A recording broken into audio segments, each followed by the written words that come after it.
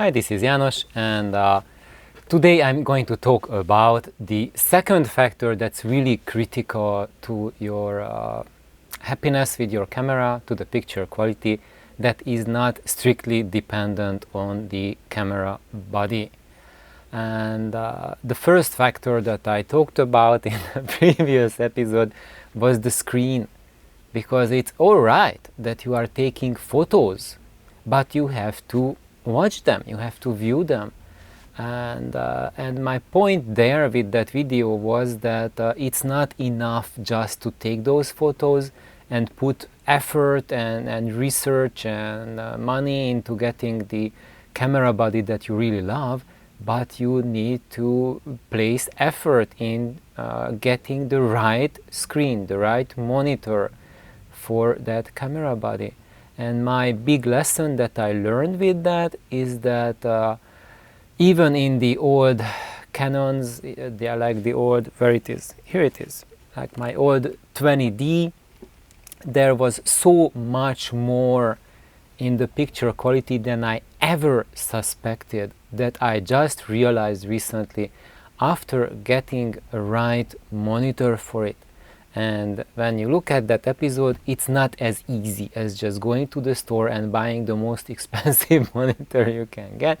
Maybe it's that easy, I don't know. I certainly don't have the most expensive monitors around. And most likely, most of you who are watching, you can't afford the most expensive monitor either. But it's a quest.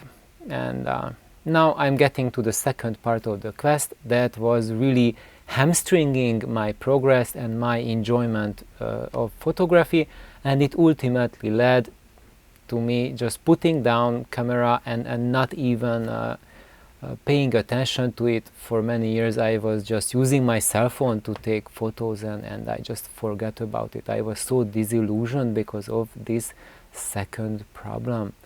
And the second problem is focus. And focusing was really a major issue with the old DSLR cameras. Nowadays, with the mirrorless, it's not as big of an issue, because now the mirrorless cameras, focusing is basically almost a non-issue.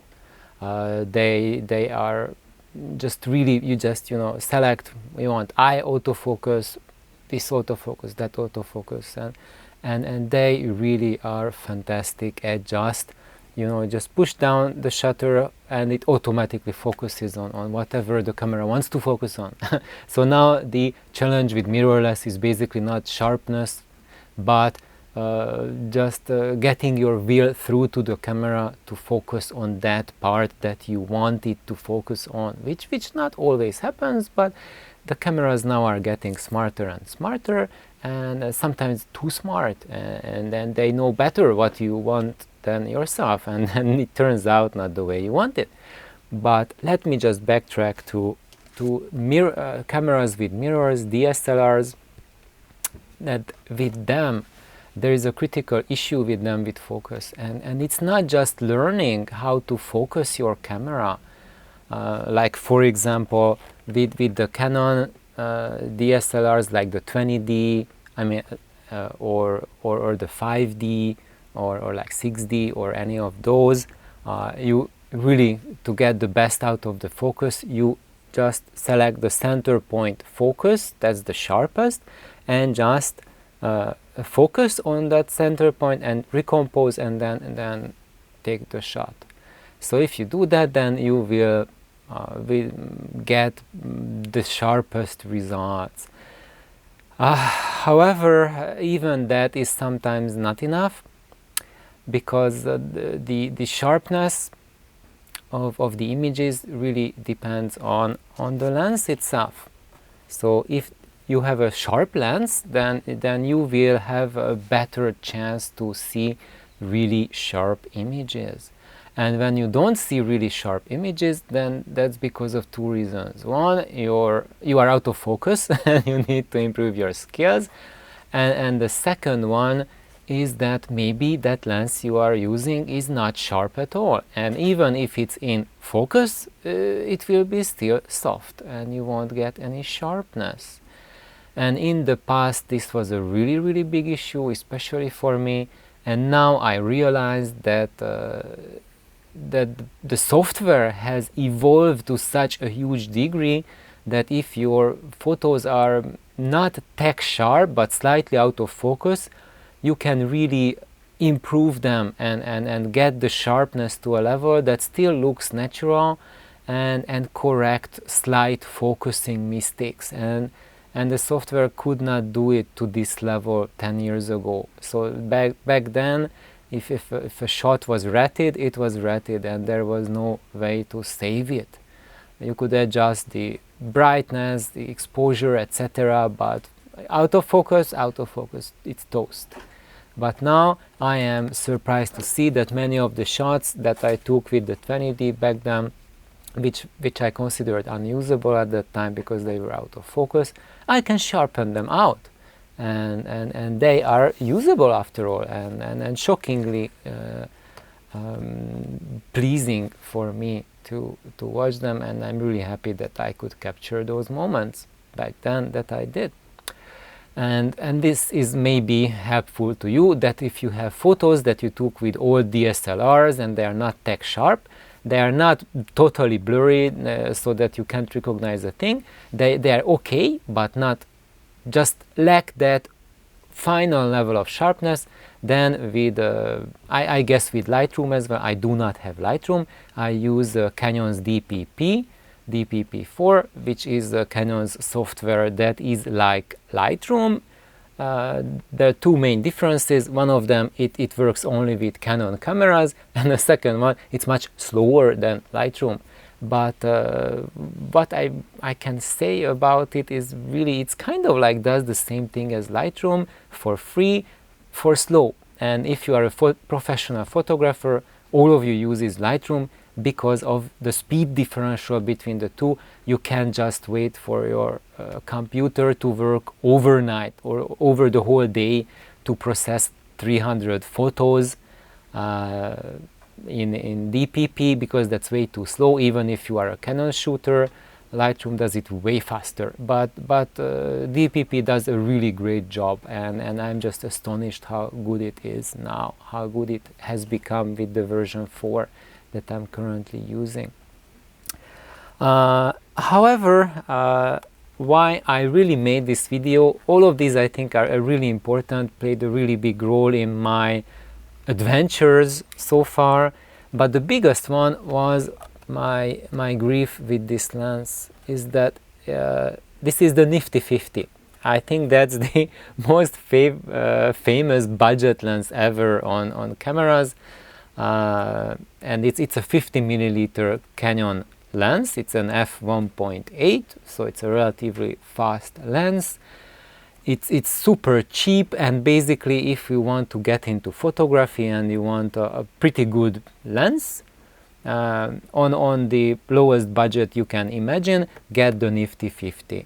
And everyone is just online posting extremely rave reviews of this lens, and I found only one so far, Skylar King, who was not happy with this lens for certain reasons, and the reasons he shared, I agree with him 100%, because that kind of things he observed with this lens, I observed as well, and ultimately that's why I just stopped using this camera, because I couldn't get sharp photos with it. And the problem was partly my skills as well. I wasn't that skilled. But even when I used correct focusing techniques, even then, out of 100 shots, I got maybe 5 tech sharp and not more of them.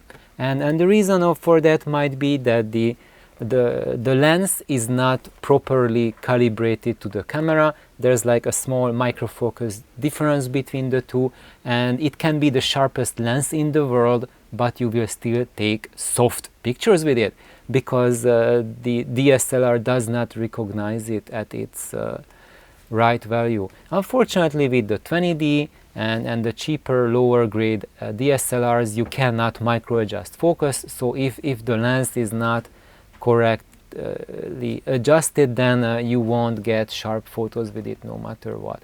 But like the 5D series later models, you can micro adjust the focus, for example. 5D Classic, you cannot micro adjust focus, so there are certain cameras, especially these budget level cameras nowadays budget level, back then they were not budget, but with them you must be extremely careful, because if the lens is not properly micro focus, properly adjusted, then you won't get sharp photos on your camera with it, and you have no way to micro adjust it. The only way would be just to send the lens back to the manufacturer so they can readjust, recalibrate the lens, which is defeats the purpose of the pursuit, because now you have bought these lenses because they are cheap, and you bought that camera body that cannot microfocus because they are cheap. If you send it to the manufacturer, you could have bought something expensive instead and save all the trouble. So this is one thing, that if you are an aspiring photographer just about thinking buying your camera gear, you have to be aware that you might be getting a combination that will not work together, and you won't be able to take sharp photos no matter what your skill level. And what I want to say is that even if the lenses are sharp, you do your homework and you research, you have a fantastic camera body, you have researched out your dream lens that everyone says, or most people, 95% say, it's really sharp, I'm really happy with this lens, and you put the two together and it doesn't work. And that sadly happens a lot of times. And this is why really was my number one reason to make this video, to share this video, that before you make your choice, before you get your dream lens for your dream camera, research it out, that specifically that lens and that camera combination, do they work together or they don't. And for example, talking about the Canon 5D, which is also Mark I, which is also called as the 5D Classic,